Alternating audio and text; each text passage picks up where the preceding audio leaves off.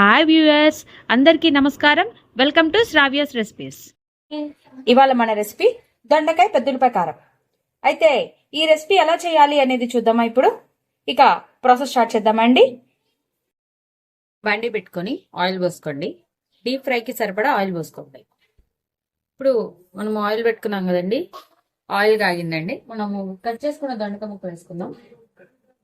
ఇప్పుడు మనం కట్ చేసుకున్న దొండకాయ ముక్కలు వేసుకుందామండి. నూనె కాగింది. ఇప్పుడు దొండకాయ ముక్కలు అన్ని వేగాలండి.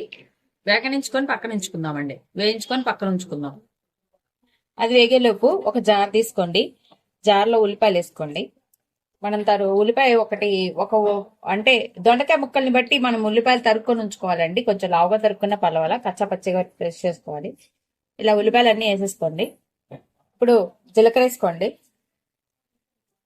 జీలకర్ర అట్లానే ఉప్పు, కూరకు సరిపడా ఉప్పు వేసేసుకోండి. ఉప్పు, కారం సరిపడా కారం. ఇది ఇప్పుడు మనము మిక్సీ పట్టుకొని ఉంచుకోవాలండి. ఇదిగోండి, ఇప్పుడు ఉల్లిపాయ కారం ఇలా రెడీ చేసుకున్నాం కదా. ఇప్పుడు దీన్ని పక్కన పెట్టుకుందామండి. ఈలోగా దొండకాయలు వేగినాయి, మళ్ళీ ఒకసారి చూద్దాం. దొండకాయ ముక్కలు ఇంకా వేగాలండి.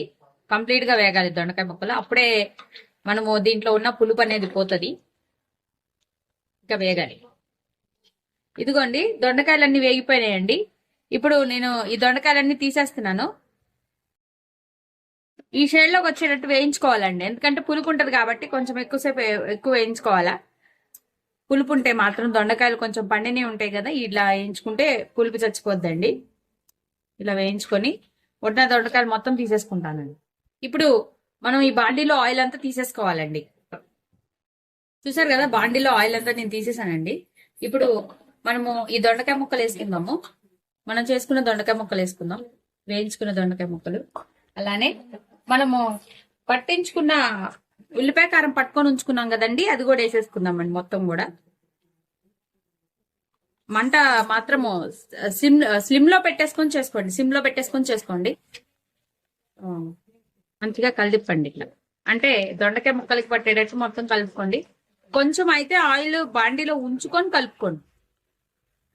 మొత్తం తీయకండి, కొంచెం ఉంచుకోండి ఆయిల్ బాండీలో.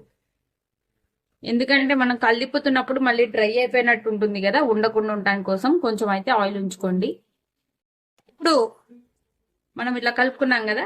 అయితే పచ్చికారం అంతా కూడా ఆ స్మెల్, పచ్చి వాసన అనేది పోవాలండి.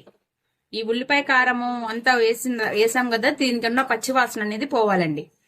అప్పటిదాకా మగ్గ పెట్టాలి. అయితే మంట మాత్రం సిమ్ లోనే పెట్టుకొని చేసుకోండి. ఎక్కువ హై ఫ్లేమ్ లో పెడితే మాత్రము అడగంటే ఛాన్సెస్ ఉంటాయి. కొంచెం ఇలా కలిపుకుంటూ చేసుకోండి. ఇదిగోండి, చూసారు కదా, ఇంతగా మగ్గబెట్టాలండి. ఇదిగోండి, చూసారు కదా, మంచిగా ఉడికిపోయింది. పచ్చివాసన అంతా పోయిందండి. అంతే అండి, దొండకాయ కూర రెడీ అయిపోయింది. ఇప్పుడు మనం ఒక బౌల్లోకి తీసుకుందాం. కమ్మటి దొండకాయ పెద్దలపాయ కారం రెడీ అయిపోయింది. ఈ వీడియో కనుక మీకు నచ్చినట్టయితే ప్లీజ్ లైక్ చేసి, షేర్ చేసి, సబ్స్క్రైబ్ చేసుకోండి. Thank you for watching Sravya's recipes.